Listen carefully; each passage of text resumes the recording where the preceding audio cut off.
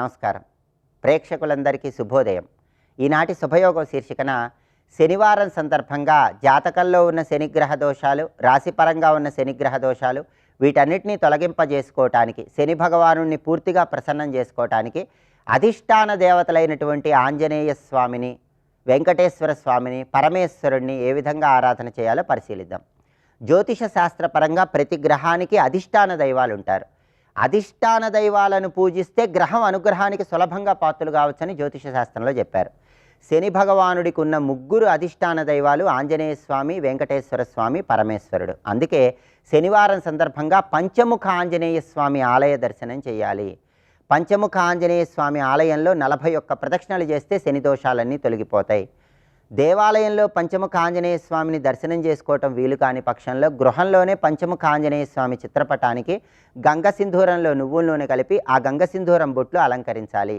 అలాగే పంచముఖ ఆంజనేయ స్వామి వారి చిత్రపటం దగ్గర ఎరుపు రంగు పుష్పాలు ఉంచాలి. జిల్లేడు ఒత్తులతో పంచముఖ ఆంజనేయ స్వామి దగ్గర దీపం వెలిగిస్తే జాతక శని దోషాలు, రాశిపరంగా ఉన్న శని దోషాలు అన్నీ తొలగిపోతాయి.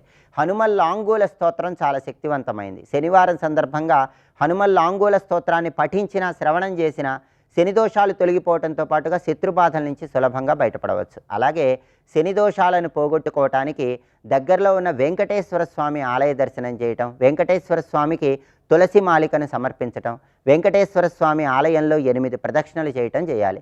అలాగే వెంకటేశ్వర వజ్రకవచ స్తోత్రాన్ని శనివారం వెంకటేశ్వర ఆలయ ప్రాంగణంలో కూర్చుని పఠించినా లేదా శ్రవణం చేసినా కలియుగ ప్రత్యక్ష దైవమైన వెంకటేశ్వర స్వామి సంపూర్ణమైన అనుగ్రహం కలిగి సమస్త శని దోషాల నుంచి సులభంగా బయటపడవచ్చు. దేవాలయానికి వెళ్ళలేని వాళ్ళు మీ గృహంలో శ్రీదేవి భూదేవి సమేత వెంకటేశ్వర స్వామి చిత్రపటం దగ్గర బియ్యపిండి, బెల్లం తురుము, ఆవు పాలతో కలిపి తయారు చేసినటువంటి పిండి దీపాలు వెలిగించడం ద్వారా వెంకటేశ్వర స్వామి అనుగ్రహానికి పాత్రలై సంపూర్ణంగా శని దోషాల నుంచి సులభంగా బయటపడవచ్చు. అలాగే శని దోషాలు పోగొట్టుకోవటానికి శనివారం శివారాధన ఉత్తమ ఫలితాలు కలిగిస్తుంది. శనివారం సందర్భంగా నువ్వులు కలిపిన జలాలతో శివాభిషేకం చేయటం, అలాగే నువ్వులతో ఈశ్వరుడి చిత్రపటానికి పూజ చేసి ఆ నువ్వులు గోమాతకు ఆహారంగా తినిపించడం ద్వారా కూడా గ్రహచార శని దోషాలు, గోచార శని గ్రహ దోషాలు వీటన్నిటి నుంచి సులభంగా బయటపడవచ్చు. శని స్తోత్ర ప్రియుడని పురాణాల్లో చెప్పారు కాబట్టి శనివారం దశరథ శని స్తోత్రాన్ని రావి చెట్టు కింద కానీ, జమ్మి చెట్టు కింద కానీ కూర్చొని పఠించిన విశేషంగా శని దోషాలు తొలగింపజేసుకొని శని భగవానుడి ప్రసన్నతను పొంది కార్యసిద్ధిని పొందవచ్చు. అలాగే రేపు సంకష్టహర చతుర్థి ఉంది, ఆదివారంతో కలిసి వచ్చింది. ఆదివారంతో కూడిన సంకష్టహర చతుర్థి సందర్భంగా ఎలాంటి విధి విధానాలతో గణపతిని ఆరాధన చేస్తే సమస్త శుభాలను సిద్ధింపజేసుకోవచ్చో పరిశీలిద్దాం. నమస్కారం.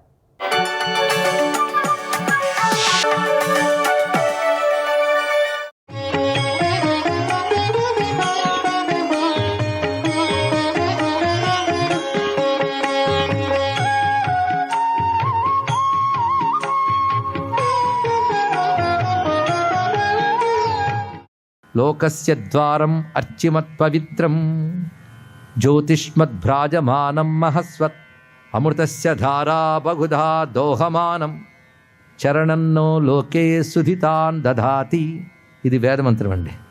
ఇదంతా అక్కడ చెప్పబడుతుంది వేదమంత్రంలో. చూడండి, ఇప్పటికీ వేదమంత్రాలు చదివేవాళ్ళు చదివేస్తూ ఉంటారు, అర్థం వాళ్ళు ఇప్పుడు ఆలోచించరు. లోకస్య ద్వారం, సమస్త లోకానికి ద్వారం ముఖ్యం. లోకం అంటే బయట అన్నదద్దు, నీ శరీరమైన లోకం, దాని ద్వారస్థానం అది. లోకస్య ద్వారం అది అర్చిమత్, మహాప్రకాశమానమే ఉన్నది, అది పవిత్రం. అది జ్యోతిష్మత్ అంటే నీ శరీరానికంతటికీ చైతన్యమని జ్యోతినిస్తున్నది.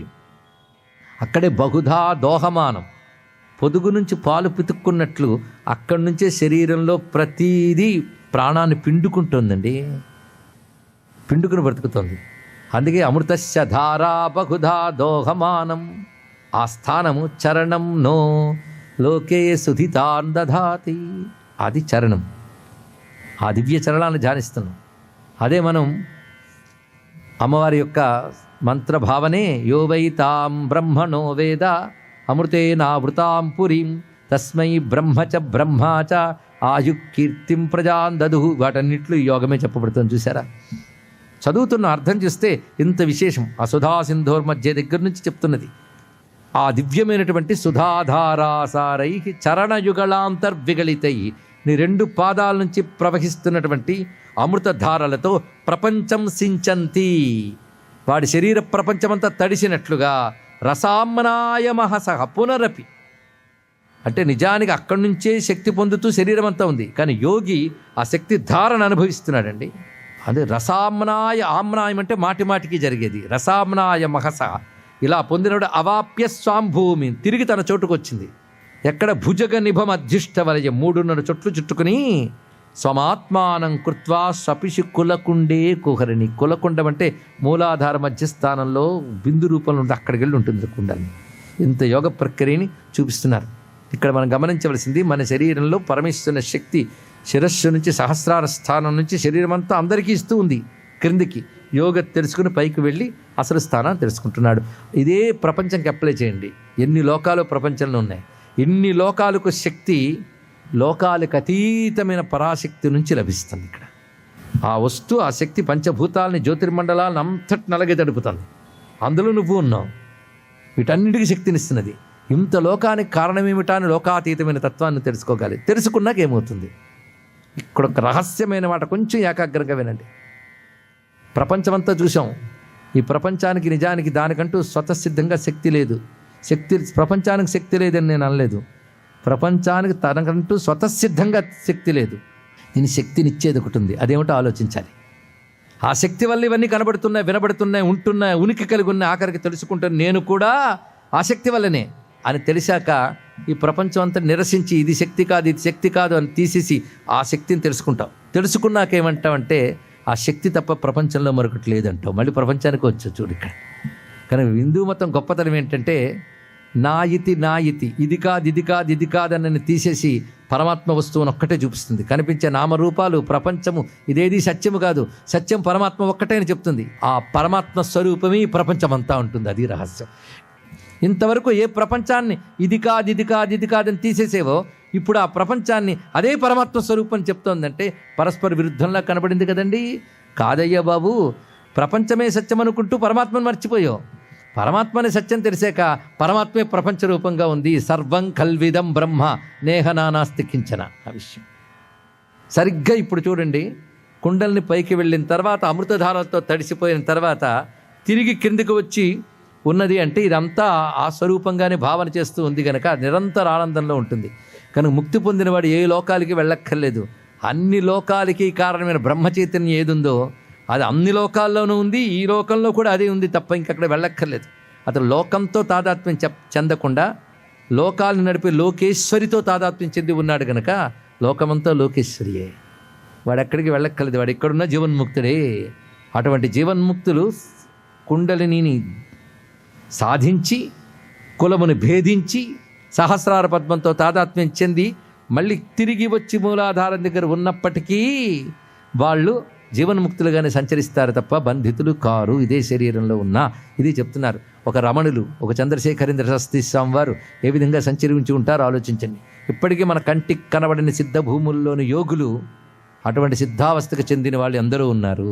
మహాత్ములు వారు ఆ సహస్రార పద్మంలో ఉన్న ఈశ్వర శక్తిని తాదాత్మ్యాన్ని అనుభవిస్తూ ఈ దేహంతోనే ఉంటారు కానీ దేహానికి బంధితులు కారు. అటువంటి యోగులకు నమస్కారం. ఆ యోగుల స్థితిని 2 శ్లోకాల్లో చెప్పారు ఆదిశంకరులు. అంతే మరొకటి. అయితే ఈ స్థితి మనకు అర్థం కాలేదంటే స్థితి ఇంకా రాలేదు కనుక అర్థం కాదు. అలాంటి స్థితి ఒకటి ఉంది అని అర్థమైతే చాలు ఇక్కడ. అలాంటి స్థితి మా అమ్మ లలితాంబ అని అర్థమై దండం పెడితే చాలు ఇక్కడ. సౌందర్యం 4 విధాలుగా సాక్షాత్కరిస్తున్నది. స్థూలమైన రూప సౌందర్యం, సూక్ష్మమైన మంత్ర సౌందర్యం, సూక్ష్మతరమైన కుండలిని సౌందర్యం, సూక్ష్మతమమైన చిదానందలహరి రూపమైన పరబ్రహ్మ సౌందర్యం. ఇవన్నీ కలిపి అమ్మవారి యొక్క స్వరూపం, అమ్మవారి యొక్క తత్వము. అటుపై 4ంటిని ఆలంబనగా ఆరాధించడానికి నిర్దేశించినది శ్రీచక్రం. శ్రీచక్రం అనే మాట చాలామంది విని ఉంటారు. కొంతమంది శ్రీ విద్య ఉపాసకులు శ్రీచక్రాన్ని చేస్తుంటారు. కొందరు అడుగుతూ ఉంటారు, ఏమండి శ్రీచక్రం ఇంట్లో పెట్టుకోవచ్చా అని. దీనికి పెద్ద సందేహం కాదు, కానీ మంత్రం ఉంటే యంత్రం ఉండాలి. ఆ సూత్రం గుర్తుపెట్టుకుంటే చాలు. అంటే గురువు ద్వారా మంత్రం ఉపదేశించిన వారు మాత్రమే యంత్రాన్ని ఆరాధించాలి. కానీ శ్రీ యంత్రం గురించి విని నమస్కరించుకుంటే తప్పులేదు, కానీ ఇంట్లో ఉంచి ఆరాధించాలనే పద్ధతి ఉంటుంది. శక్తిమంతమైంది ఇంట్లో పెట్టేసుకుంటే సరిపోదు, దానికి తగ్గ పద్ధతి విధానం ఉండాలి. ఆ పద్ధతి విధానం లేనప్పుడు ఏం చేయాలంటే భక్తిగా అమ్మవారు నమస్కరించుకుంటే చాలు. శ్రీచక్రం ఉండాలని కాదు.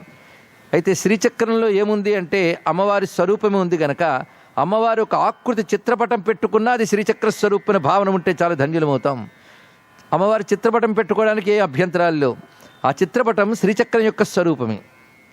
అంటే ఋషులు ఎలా దర్శించారంటే, ఒక మంత్రం మనం అంటూ ఉన్నప్పుడు ఆ మంత్రంలో ఒక శబ్ద ప్రకంపన పుడుతుంది, దానికి ఒక ఆకారం ఉంటుంది. ఆ ఆకారం ఈ కంటికి కనబడదు, ఈ కంటికి కనబడేవి మనలాంటివే కనబడతాయి, కానీ శక్తికి కంటికి గోచరించదు, ఆ సూక్ష్మము. అది దర్శించాలంటే తపస్సు పండిన ఒక దివ్యమైన దృష్టి ఉంటే అది దర్శనం అవుతుంది. అయితే ఆ దృష్టి లేకపోయినా, మనకు దర్శనం కాకపోయినా ఆకృతి ఉంటుంది, ఇది మర్చిపోరాదు. అది మంత్రం చేసేటప్పుడు అదేవో అక్షరాలు అనుకోకూడదు, ఆ శబ్ద ప్రకంపన వల్ల ఏర్పడే ఒకానొక శక్తి చైతన్యం ఒక ఆకృతి ధరించి ఉంటుంది. ఆకృతి రెండు విధాలు, రేఖాకృతి, విగ్రహాకృతి అని రెండు చెప్పారు. రేఖాకృతి అంటే యంత్రం, విగ్రహాకృతి అంటే కరచరణాది అవయవాలతో ఉన్నటువంటి స్వరూపం. ఈ రెండూ కూడా తేజోమయములే తప్ప పాంచభౌతిక వికారాలతో కూడినవి కావు. ఇది తెలుసుకోవాల్సింది. ఒక సిద్ధపురుషుడు ఉండేవారు, ఎవరైనా జపం చేస్తూ ఉంటే వారు ఏ దేవతను జపం చేస్తున్నారు ఈయన చెప్పేవాడు, ఆయన మౌనంగా జపం చేస్తున్నా. ఏమిటా శక్తి అంటే, ఆయనకి తపశ్శక్తి వల్ల మంత్రం తీసుకునే దేవతాకృతి కనబడేది ఆయనకి. మంత్ర జపం చేసిన వాళ్ళకు కూడా ఆకృతి కనబడదు, కానీ మనం జపం చేసేటప్పుడు ఆ ఆకృతి అక్కడ ఆవిర్భవిస్తుంది, అనుగ్రహిస్తుంది, భావం ఉంటే చాలు. అనే మంత్రాలకి ధ్యానశ్లోకం ఉంటుంది. అయితే దాన్ని చూడగలిగే పరికరాలు సైన్స్ కనిపెట్టాలి, కనిపెట్టవలసిన అవసరమూ లేదు, అసలు కనిపెట్టలేదు కూడా.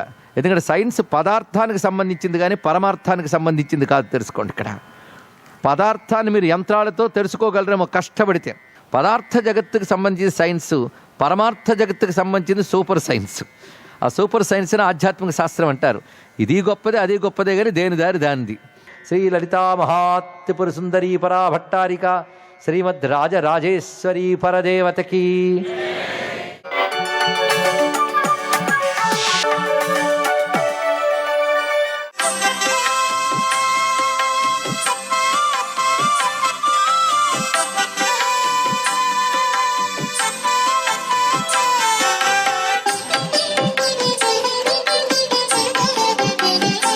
ఓం నమో నారాయణాయ, ఓం నమః శివాయ, శ్రీమాత్రే నమః. కలియుగవాసుడైనటువంటి వెంకటేశ్వర స్వామి యొక్క వైభవాలు అనిర్వచనీయమైనటువంటి ప్రభావాన్ని మనకు కలిగిస్తున్నాయి. అది కనులారా వీక్షించే వారికే తెలుస్తుంది. సూర్యవాహనం వచ్చేటప్పుడు అండి, ఆకాశంలో ఆ యొక్క సమయానికి సూర్యుడు అక్కడ ప్రత్యక్షమైనట్టుగా మన కళ్ళకి కనిపిస్తుంది, బాగా గనక చూసినట్లయితే. అలాగే గరుడ వాహనం వచ్చేటప్పుడు గరుడు ఆకాశంలో అలా ఎగురుతూ ఉన్నట్టుగా మన కళ్ళకి కనిపిస్తుంది అన్నమాట. అట్లాగే ఆంజనేయ స్వామి వారు వివిధ దేవతల యొక్క వాహనాలు, ఏ వాహనంలో అయితే స్వామివారు అలా వీధులలో ఊరేగింపుగా వస్తున్నాడో దానికి సంబంధించినటువంటి సాక్షాత్ స్వరూప తత్వమంతా ఆకాశంలో కనిపించి తీరుతుంది. ఇది తిరుమల తిరుపతి వెంకటేశ్వర స్వామి యొక్క అద్భుతవంతమైన లీలగా మనం గ్రహించాల్సి ఉంటుంది. కలియుగ దైవం సాక్షాత్తు వెంకటేశ్వర స్వామివారే అని చెప్పేసి మన మనసు నిండా ఆ యొక్క కలియుగ దైవాన్ని తలుచుకుంటూ ఆ దివ్యవంతమైనటువంటి ఆ వాహన సేవలో మనం కూడాను పాల్గొనేటువంటి విధి విధానాన్ని కనులారా వీక్షిస్తూ మన జన్మను ధన్యం చేసుకోవాల్సిన తరుణం ఎవరికైనా ఉంటుంది. మరి దీన్ని అదృష్టతత్వరీత్యా ప్రతి ఒక్కరూ కూడాను వినియోగించుకోవడంలో ఏమాత్రం సంశయం లేదు. అయితే ఇక్కడ దేవుని మహిమలు అమోఘంగా చెప్పడం జరుగుతుందన్నమాట. ఎందుచేతనంటే ఆయన ఒక పిలుపులో పిలిస్తే పలికే దేవుడు కదండి. కొండంత ఆశతో ఆ కొండ చేరినప్పుడు మన జీవితంలో ఆశలు నిండిన హృదయంలో దాగినటువంటి అద్వితీయమైనటువంటి ప్రభావాలన్నీ ఆయన ముందు మనం విన్నవించుకుంటాం బయట నుంచే. ఎందుచేతనంటే ఆయన్ని క్షణం చూసినా చాలు, జన్మ ధన్యమైపోతుంది కదా మనకి. అందుచేతనమాట ఆ క్షణం సేపే మనకి ఆయన యోగాన్ని కలిగిస్తున్నాడు కదా. ఆ యొక్క తిరుమల తిరుపతి వెంకటేశ్వర స్వామి సన్నిధిలో క్షణం సేపు నుంచున్నా చాలండి, ఈ జన్మ ధన్యమైపోతుంది అనేటువంటి భారతీయ సనాతన సంస్కృతిలో దాగిన అద్వితీయమైనటువంటి కలియుగ వైభవాన్ని మరొక్కసారి మనం గుర్తు చేసుకుంటూ గోవిందా గోవిందా గోవిందా అంటూ నమస్కారం చేద్దామా? సర్వే జన సుఖినో భవంతు.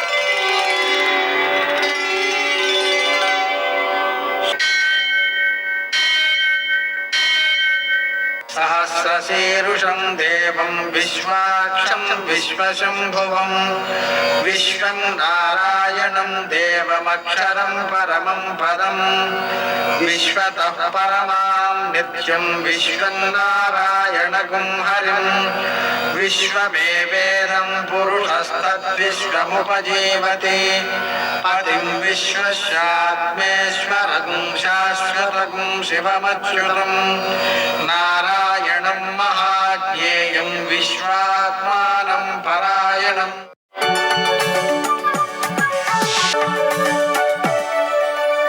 సూర్యశౌర్యమథేందురింద్ర పదవీ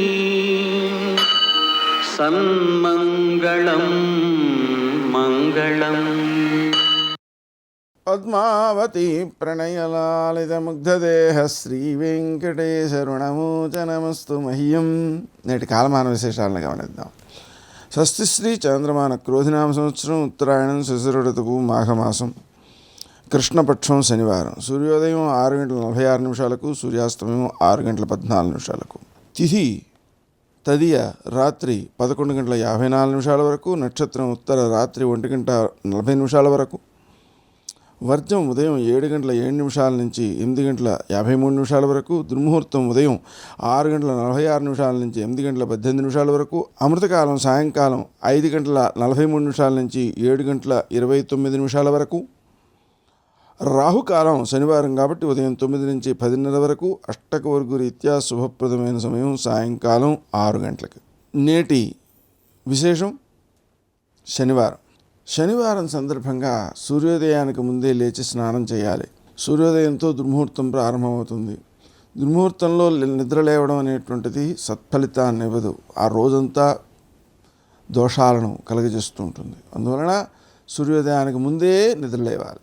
తర్వాత శివునకు కేజీంపావు నువ్వుల నూనెతో అభిషేకం చేసి పసుపు వేసి వాటిని ఆవులకు రాయడం మంచిది. అలాగనే ఒక 1/2 కేజీ నల్ల నువ్వులతో శివునికి పూజ చేసి వాటిని ఆవులకు పెట్టడం మంచిది. గర్భవతులకు పెట్టకూడదు. అలాగనే హనుమంతునికి పూజ చేయడం మంచిది. ఆకు పూజ లేదా సింధూరపు పూజ. 21 అప్పాల నివేదన చేయడం మంచిది. ప్రదక్షిణాలు చేయడం మంచిది.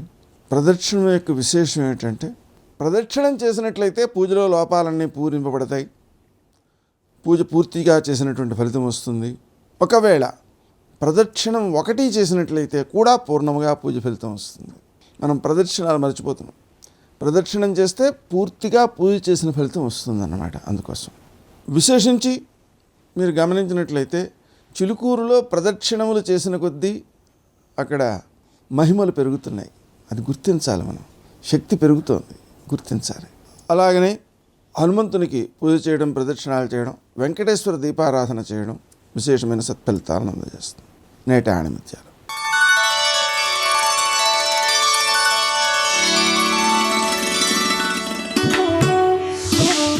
సోమరితనాన్ని మించిన సన్నిహిత శత్రువు లేడు.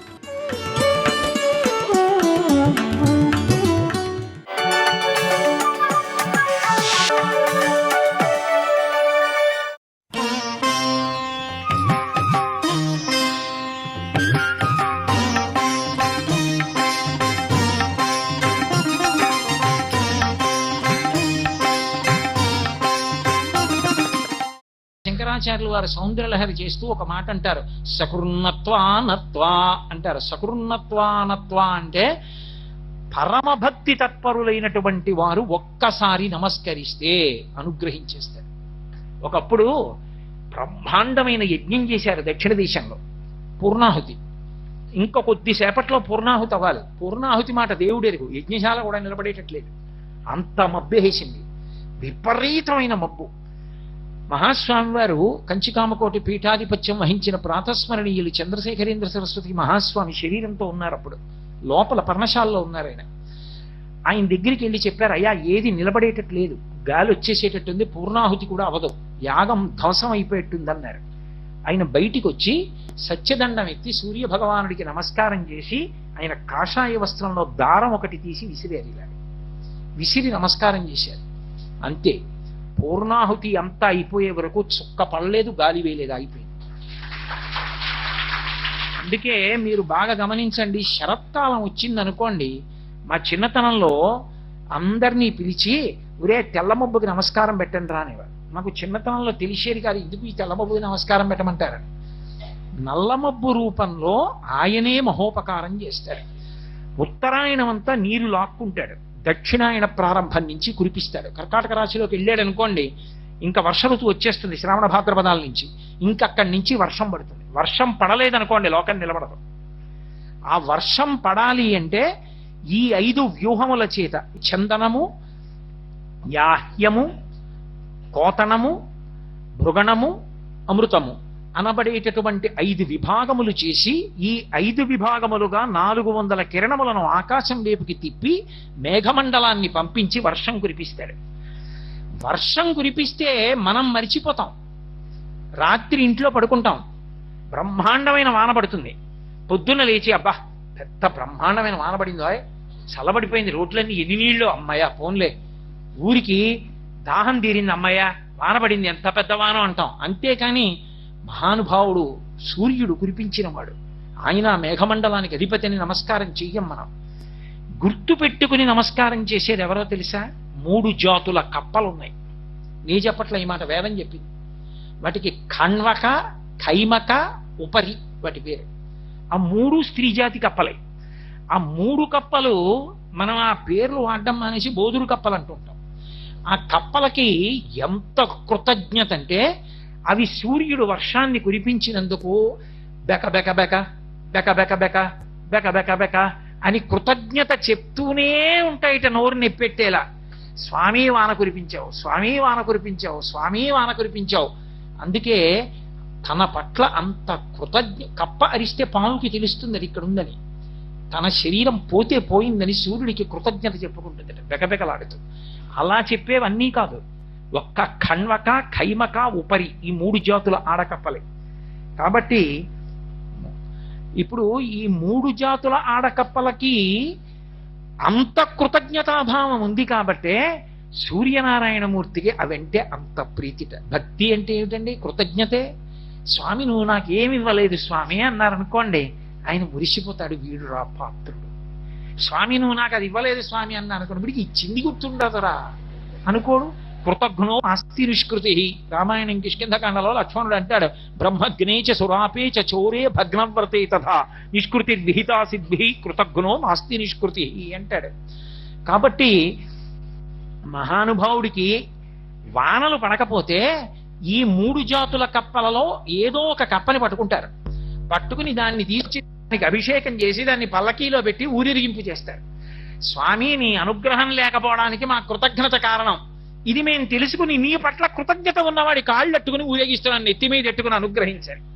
మనం కనీసం రాత్రల్లా వర్షం కురిపిస్తే పొద్దున్నన్నా నమస్కారం పెట్టకపోతే కప్ప బెకబెక బెకలాడుతూ ప్రాణం పాము కప్ప చెప్పడానికి సిద్ధపడింది, దాన్ని ఊరేగింపు చేస్తే ఆయన ప్రసన్నుడవుతాడు, ప్రసన్నుడై వర్షం కురిపిస్తాడు. అందుకే కప్పకి పూజ, కప్పని ఊరేగించడం. సర్వం శ్రీ ఉమామహేశ్వర పరబ్రహ్మార్పణమస్తు. స్వస్తి.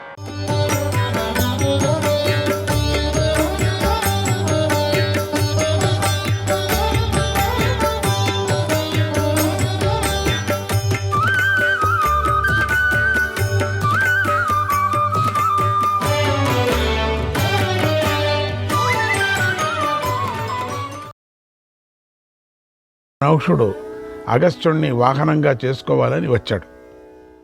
ఆ తర్వాత అగస్త్యుడు ఆ ఇంద్రుడితో ఇలా అన్నాడు, ఓ దేవరాజా, నన్ను త్వరగా రథానికి కట్టు. ఇప్పుడు నేను నిన్ను ఏ ప్రదేశానికి తీసుకొని వెళ్ళాలి? నువ్వు ఎక్కడికి తీసుకొని పొమ్మంటే అక్కడికి తీసుకొని పోతానన్నాడు. ఆ మాట వినగానే నహుషుడు నవ్వుకుంటూ అగస్త్యముని తన రథానికి కట్టాడు. అది చూసి అగస్త్యుని జటలలో ఉన్నటువంటి భృగు మహర్షి ఎంతో ఆనందించాడు. ఆ సమయంలో ఆయన నహుషుడు ఎదుట పడలేదు.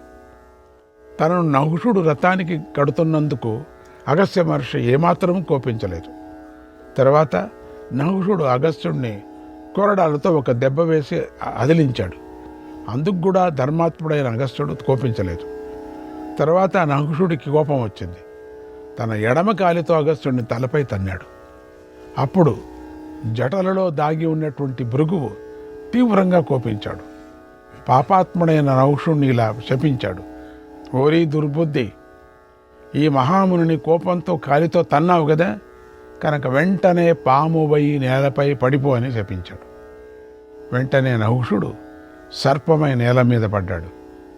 ఓ ధర్మరాజా, ఒకవేళ నహుషుడు గనుక భృగు మహర్షిని చూసి ఉంటే నహుషుడి తేజస్సు యొక్క ప్రభావం వల్ల భృగువు కూడా ఆయనను శపించలేకపోయేవాడు, పడగొట్టలేకపోయేవాడు. ఎవరు చూస్తే వాళ్ళ తపస్సంతా లాగేసుకుంటాడు, వాళ్ళనేం చేయలేడు. అందుకని నహుషుడు ఇన్ని రోజులు విర్రవీగుతూ ఉన్నాడు. మహారాజా, ఆ నహుషుడు నేలపై పడి కూడా తన దానాల వల్ల, తపస్సు వల్ల, నియమాల వల్ల గతంలోని జ్ఞాపకాలను కోల్పోలేదు. అందువల్ల తనకు శాప విముక్తి ఎలా కలుగుతుందా అని భృగు మహర్షిని బ్రతిమాలడుకున్నాడు, ఆయనను ప్రార్థించాడు. అది చూసి అగస్త్యుడు జాలిపడ్డాడు. నహుషుడి శాప విముక్తునికై భృగువును ప్రార్థించాడు. భృగువు కూడా దయతో శాప విముక్తి ఎలా కలుగుతుందో చెప్పాడు. ఓ నహుష, నీ వంశంలో కులదీపకుడైన యుధిష్ఠిరుడనే రాజు జన్మిస్తాడు, ఆయనే నిన్ను శాపం నుండి విముక్తుడిని చేస్తాడు అని చెప్పి వెళ్ళాడు. తర్వాత అగస్త్యుడు కూడా మహర్షుల పూజలు అందుకొని తన ఆశ్రమానికి వెళ్ళిపోయాడు. ఓ ధర్మరాజా, నువ్వు ఆ నహుషుని శాపం నుండి ఉద్ధరించావు కదా. నువ్వు చూస్తూ ఉండగానే నహుషుడు బ్రహ్మలోకానికి వెళ్ళిపోయాడు. భృగు మహర్షి నహుషుణ్ణి నేల మీదకు పడగొట్టిన వెంటనే బ్రహ్మలోకానికి వెళ్ళి బ్రహ్మదేవుడికి చెప్పాడు. ఆ తరువాత బ్రహ్మదేవుడు ఇంద్రాది దేవతలను పిలిపించి ఇలా అన్నాడు, ఓ దేవతలారా, నా వరదానం వల్ల నహుషుడు ఇంద్రుడయ్యాడు. అగస్త్యుడు కోపంతో ఆయనను భ్రష్టుడని చెయ్యగా భూమి మీద పడ్డాడు, భ్రష్టుడిని చేశాడు కదా.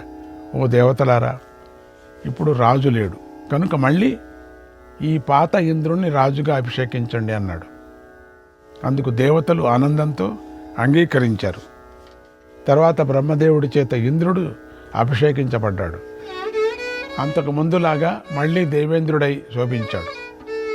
ఈ విధంగా నహుషుడి మర్యాద అతిక్రమణం వల్ల ఇంత పని జరిగింది. కానీ నహుషుడు ఈ దీపదానాది కర్మ వల్లనే సిద్ధి పొందాడు. తస్మాద్దీపా ప్రదాతవ్యాః ప్రదాతవ్యాః సాయం వై గృహమేధిభిః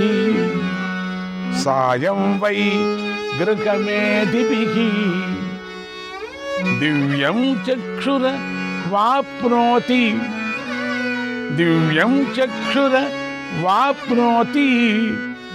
ప్రేత్య దీపస్య దాయకః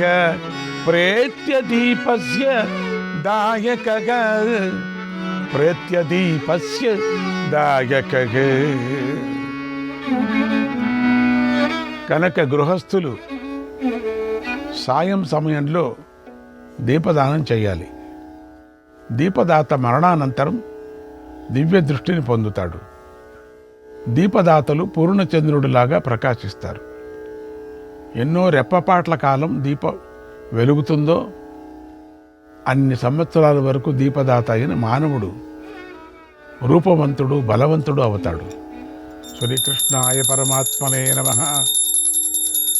101వ అధ్యాయం. యుధిష్ఠిరుడు ఇలా భీష్ముడిని అడిగాడు, ఓ పితామహ, మూఢులు, బుద్ధిహీనులు, క్రూర కర్మాసక్తులు, విప్రుల సొమ్మును అపహరించే మానవులు ఏ లోకాలను వెళతారు, ఏ లోకాలకు అని అడిగాడు.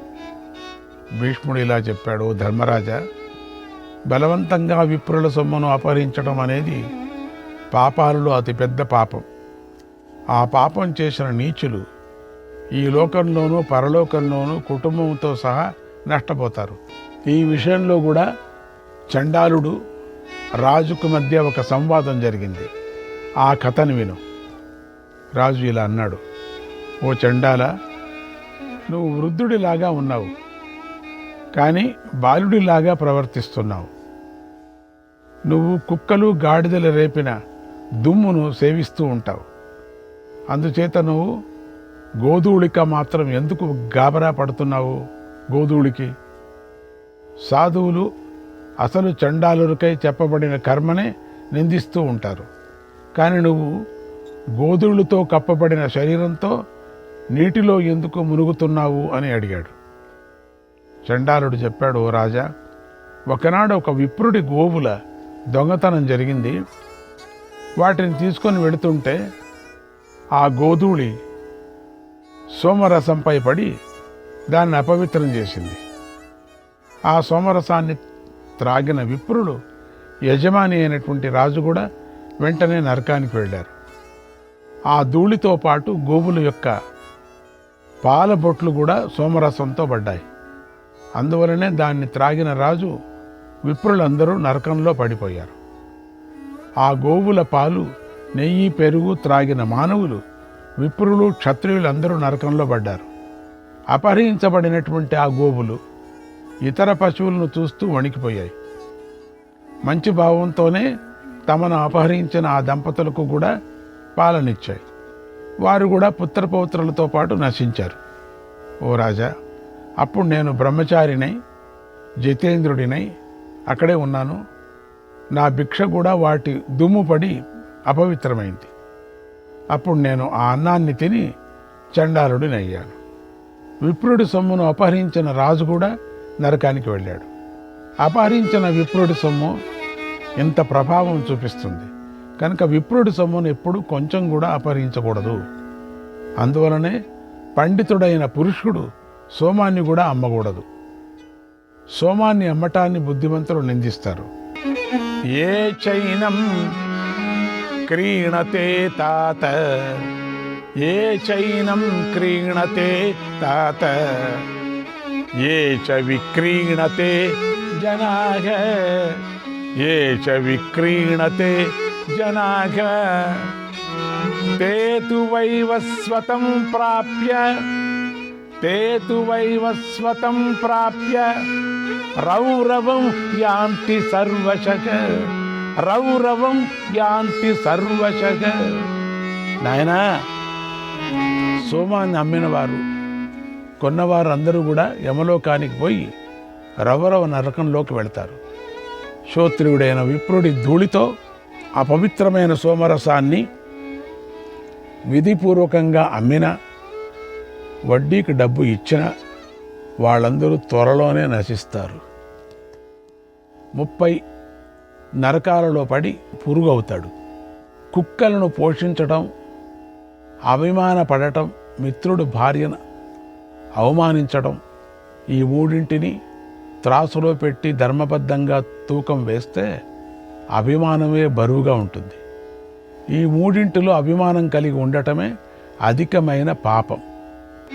శ్వానం వై పాపినం పశ్య, శ్వానం వై పాపినం పశ్య, వివర్ణం హరిణం కృశం, వివర్ణం హరిణం కృశం, అభిమానేన భూతానాం, అభిమానేన భూతానాం ఇమాం గతిముపాగతం, ఇమాం గతిముపాగతం. ఈ కుక్కను చూడు, పాపిష్టిది, పాలిపోయి తెల్లగా దుర్బలంగా ఉంది. ఇది కూడా ఒకప్పుడు మనిషే. ప్రాణులన్నిటి మీద కోపించి మనిషి ఈ గతిని పొందాడు. కనుక అన్ని ప్రాణుల మీద కోపించిన వారికి కుక్క గతే పడుతుంది. అన్ని ప్రాణుల మీద, మనుషుల మీద నిష్కారణంగా విపరీతమైన కోపం చేసుకుంటుంటారు. అప్పుడప్పుడు సడన్గా కోపం వస్తుంది. అయ్యా, నేను కూడా గత జన్మలో ధనవంతుడింటిలోనే పుట్టాను, జ్ఞాన విజ్ఞానాలలో గొప్పవాడినయ్యాను. ఈ దోషాలన్నీ నాకు తెలుసు. అయినా అభిమానంతో ఎప్పుడూ సర్వప్రాణులపై క్రోధాన్ని ప్రదర్శించాను. పశువుల పృష్ఠ మాంసాన్ని తిన్నాను. అలా తినటం వల్ల నేను ఈ స్థితికి వచ్చాను. ఈ జన్మలో ఎంత బాధపడుతున్నానో చూడు. రజోగుణానికి లోనై ఆవేశ రోషాలకు లొంగి తిరుగుతున్నాను. గృహస్థులు పారాయణలు జపాలు మొదలైన వాటి ద్వారానే తమ పాపం ఎంతదైనా సరే పోగొట్టుకుంటారు. వివిధ దానాలు చేసి కూడా పోగొట్టుకుంటారు.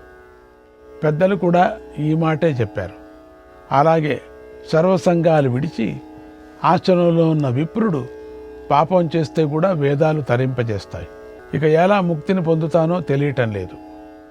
గత జన్మల్లో చేసిన ఏ శుభకర్మ ఫలంగా నైనా నాకు గత గుర్తుకు వస్తే దాని ద్వారా నేను మోక్షాన్ని పొందాలని అనుకుంటున్నాను.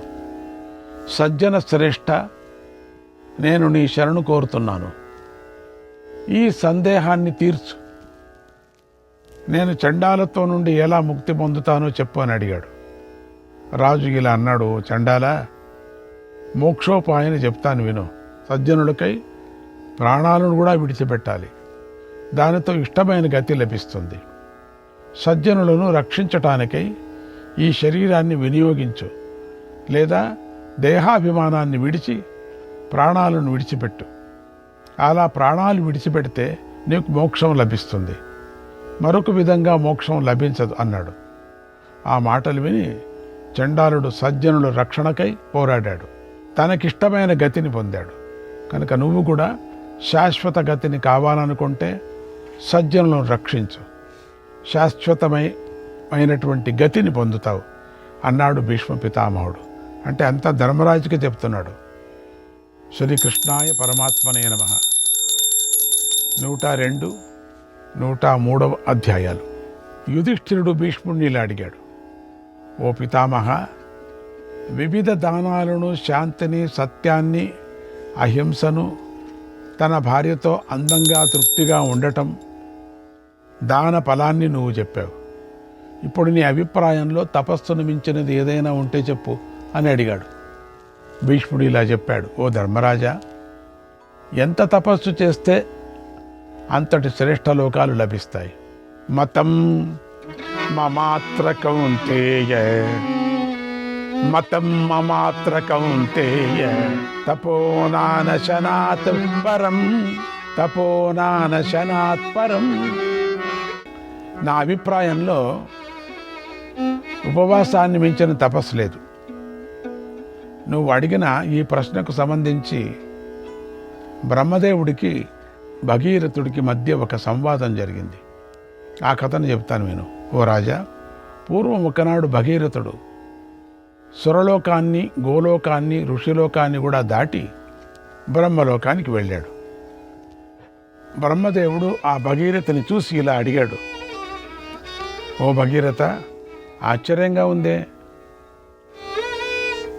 ఎందుకు వచ్చావు ఇక్కడికి? ఎట్లొచ్చావు? ఎవరూ రాలేని ఈ బ్రహ్మలోకానికి నువ్వు ఎలా వచ్చావు? ఓ రాజా, ఇక్కడికి దేవతలైనా, గంధర్వులైనా, మనుష్యులైనా తపస్సు చేసి మాత్రమే వస్తారు కదా. నువ్వు తపస్సు చేయకుండా ఇక్కడికి రాలేరు ఎవరు కూడా. మరి నువ్వు తపస్సు చేయలేదు కదా, కనుక ఎలా వచ్చావు అని అడిగాడు. అప్పుడు భగీరథుడు ఇలా చెప్పాడు, ఓ ప్రభు, నేను బ్రహ్మ సంబంధమైన వ్రతాన్ని స్వీకరించాను. ఆ వ్రతం కారణంగా ఎల్లప్పుడూ 1,00,000 బంగారు నాణ్యాలను విప్రులకు దానం చేశాను. కానీ ఆ దాన ఫలంతో నేను ఇక్కడికి రాలేదు. ఇది 10 ఏకరాత్ర యజ్ఞాలను, 10 పంచరాత్ర యజ్ఞాలను, 11 ఏకాదశరాత్ర యజ్ఞాలను, 100 జ్యోతిష్ఠోమాలను చేశాను. అయినా వాటి ఫలంతో కూడా నేను ఇక్కడికి రాలేదు.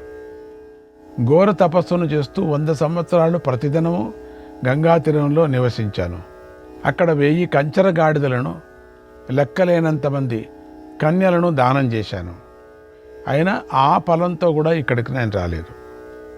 పుష్కర తీర్థంలో 100,000 సార్లు 1,00,000 గుర్రాలను, 2,00,000 గోవులను విప్రులకు ఇచ్చాను.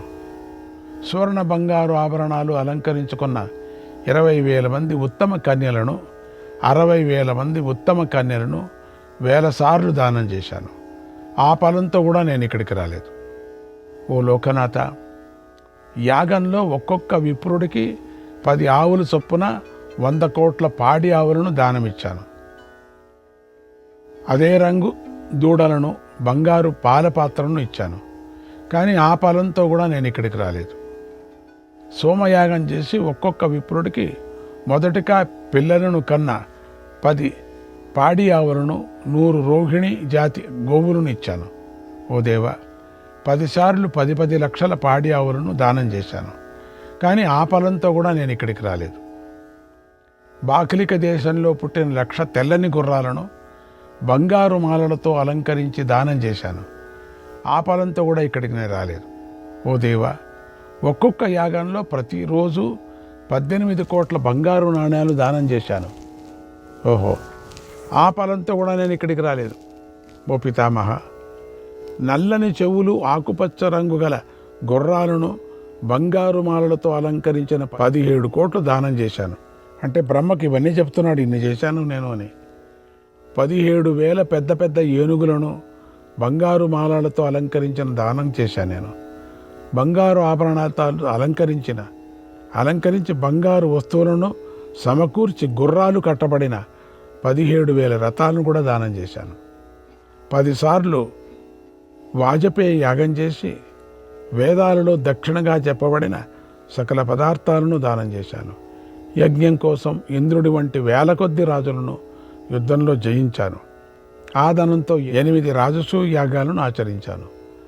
ఆ రాజ్యాలను విప్రులకు దానం ఇచ్చాను. కానీ ఆ ఫలంతో కూడా నేను ఇక్కడికి రాలేదు. ఓ జగత్పతి, నేను ఇచ్చిన దక్షిణలతో గంగానది పూర్తిగా కప్పబడిపోయింది. నేను ఆ ఫలంతో కూడా ఇక్కడికి నేను రాలేదు. దానాలు చేసే ఆ సమయంలో 100 కొద్ది బంగారు నగలు అలంకరించిన 2,000 గుర్రాలను, 100 గ్రామాలను ఒక్కొక్క విప్రుడికి కూడా ఇచ్చాను. అలా 3 సార్లు ఇచ్చాను. ఓ దేవా, మితాహారాన్ని తీసుకుంటూ శాంతభావాన్ని పొందాను. మౌనాన్ని పాటిస్తూ హిమాలయంపై చాలా కాలం తపస్సు చేశాను. ఆ తప ఫలితంగా శివుడు భరించరాని గంగను తన తలపై భరించాడు. నేను ఆ తప ఫలంతో కూడా ఇక్కడికి రాలేదు. నేను శామ్యాక్షేమ యాగాలను చేశాను. శామ్యాక్షేప యాగాలు చేశాను. 10,000 సద్యాస్క యాగాలను చేశాను. 3 రోజులలో 12 రోజుల్లో ముగిసే యాగాలు చేశాను. పౌండరీక యాగాలు చేశాను. పోనీలేండి, పని చేశావు నువ్వే, కానీ వాటి ఫలంతో ఇక్కడికి రాలేదు. తెల్లటి మూపురాలు గల 8,000 ఎద్దులను విప్రులకు దానం చేశాను. అప్పుడు వాటి కొమ్ములకు బంగారు తొడుగులు కూడా ఉన్నాయి. నేను ఇంకా మెడలో బంగారు హారాలు అలంకరించిన గోవులను కూడా దానమిచ్చాను. అలసిపోకుండా అనేక మహాయాగాలు చేశాను. బంగారు రత్నాలు సమూహాలను, రత్న పర్వతాలను, ధనధాన్య సమృద్ధమైన 1000 కొద్ది గ్రామాలను, 1000 కొద్ది ఆవులను విప్రులకు దానం చేశాను. కానీ ఆ ఫలంతో నేను ఇక్కడికి రాలేదు. ఓ దేవా, 11 రోజుల్లో ముగిసే యాగాలను, 22 రోజుల్లో ముగిసే యాగాలను సదక్షిణంగా చేశాను. అశ్వమేధ యాగాలు 16 సార్లు, అర్కాయణ యాగాలను చేశాను. కానీ ఆ ఫలంతో కూడా ఇక్కడికి రాలేదు. శ్రీకృష్ణాయ పరమాత్మనే నమః.